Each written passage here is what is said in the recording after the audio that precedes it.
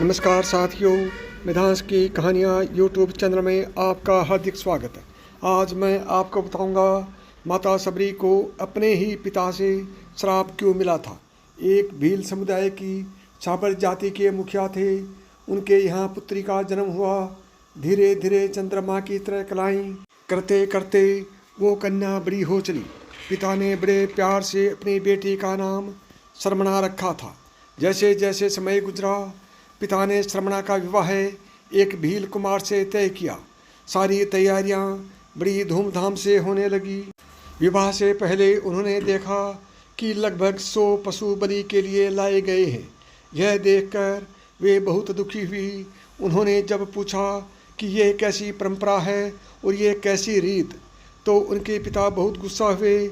जब शर्मणा ने देखा कि उनकी कोई सुन नहीं रहा, तो उन्होंने सोचा कि मैं ही भाग जाती हूँ। न विवाह होगा न बलि दी जाएगी। ये सोचकर शर्मणा शादी से एक दिन पहले अपने घर से भाग गई। यह जानकर कि शर्मणा घर से भाग गई है, उनके पिता बहुत गुस्सा हुए और उन्हें जाति बाहर कर दंड और श्राप दिया कि अब वे अकेली रहेंगी और उनका उद्धार कभी नहीं होगा। इसी कारणवश शर्मणा वन में रहने लगी और साबर जाति से होने की वजह से उनका नाम सबरी पड़ा। वहीं वन में मतंग ऋषि और इनके शिष्य पूजा पाठ किया करते थे। सबरी क्योंकि भील समुदाय की थी, उन्हें पूजा का अधिकार तो नहीं था, पर वे रोज सुबह ऋषियों का नदी तक जाने का रास्ता साफ कर उस पर वे कांटे हटाकर उससे बालू और फूलों से ठीक कर देती थी।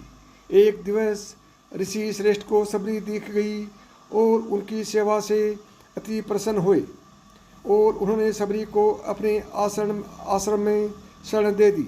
जब मतंग ऋषि का अंत समय आया, तो उन्होंने सबरी से कहा कि वे अपने आश्रम में ही भगवान राम की प्रतीक्षा करें।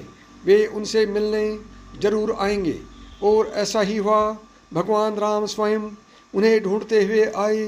तब तक सबरी वृद्धा हो चुकी थी, पर राम का नाम सुनते ही दौड़ी चली आई।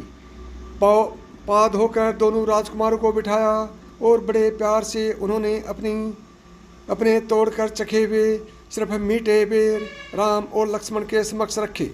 भगवान राम ने तो बड़े प्रेम से वो बेर खा लिए, पर लक्ष्मण जरा संकोच कर गए।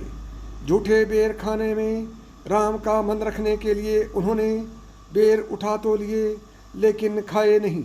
इसका परिणाम यह हुआ कि राम रावण युद्ध में जब शक्ति बाण का प्रयोग किया गया, तो वे मूर्छित हो गए।